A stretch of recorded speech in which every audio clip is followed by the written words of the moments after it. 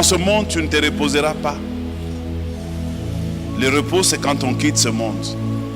C'est comme ça qu'on parle du repos éternel. Avant de quitter ce monde, bataille sur bataille. Tu es une fille, tu veux avoir un mariage, tu trouves un mari. Maintenant le combat, il faut que ce mari te reste fidèle. Ok, tu réussis à le maintenir fidèle, mais ce n'est pas définitif. Il peut rester fidèle 5 ans.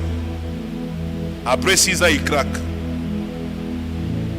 Donc c'est un combat. Un autre combat, des enfants. Dieu te donne des enfants, il faut les élever.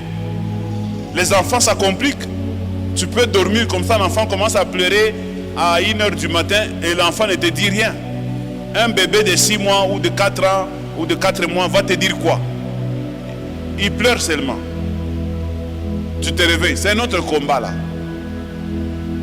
Tu te bats pour ce combat. Un pasteur congolais qui vit en Afrique du Sud m'avait dit cette phrase ici. Je crois vous l'avoir déjà dit. Il dit, pasteur, nous nous battons beaucoup pour nos enfants, mais en réalité les enfants ne nous appartiennent pas. Les enfants appartiennent à Dieu. Il m'a donné cette illustration. Il me dit, regarde moi et ma femme aujourd'hui. Nous avions 9 enfants dans notre maison. Nous nous faisons des privations, ma femme et moi, pour élever ces enfants. On avait des moyens, on pouvait se taper les luxes de faire comme les autres. On s'est dit non, non, que les enfants étudient d'abord. Que les enfants trouvent à manger. Que les enfants se fassent soigner. Il me dit aujourd'hui où je te parle, pasteur, tous les enfants sont partis de ma maison. Il y en a même qui ne voulaient pas rester chez moi, ils voulaient partir à Londres. D'autres se sont mariés. Et à la fin, je me retrouve seul avec ma femme. On avait construit une grande maison. Maintenant, c'est compliqué là-dedans. Si ma femme est dans une pièce et moi dans une autre, j'ai comme l'impression qu'on va me kidnapper.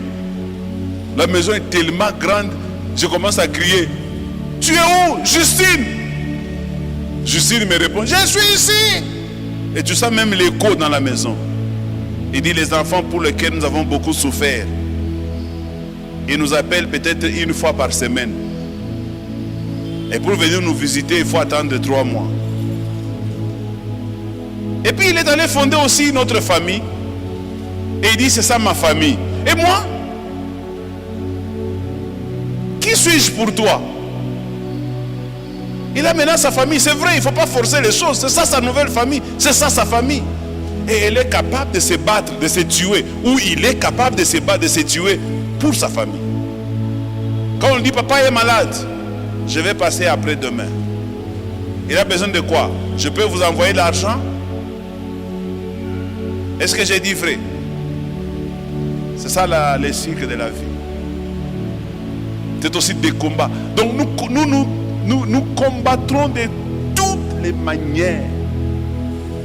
Je pensais que si j'ai réussi à éduquer mes enfants et que mes enfants se mariaient, ils finissaient les études, ils avaient du travail, c'est fini, je vais dire, ouf, enfin, maintenant je peux m'amuser avec la vie. Parce que je n'ai plus de dépenses à faire. Je me suis trompé. Même les petits-fils, c'est un problème. Papi, maman m'a tapé. Pourquoi il t'a tapé?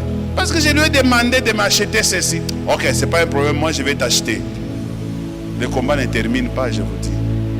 Quand l'enfant là tombe malade, on t'appelle. Hein?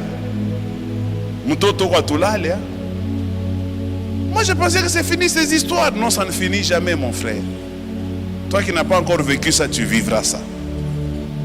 Ça n'est pas encore fini, ce n'est pas encore terminé. Quelqu'un me donne un bon amen?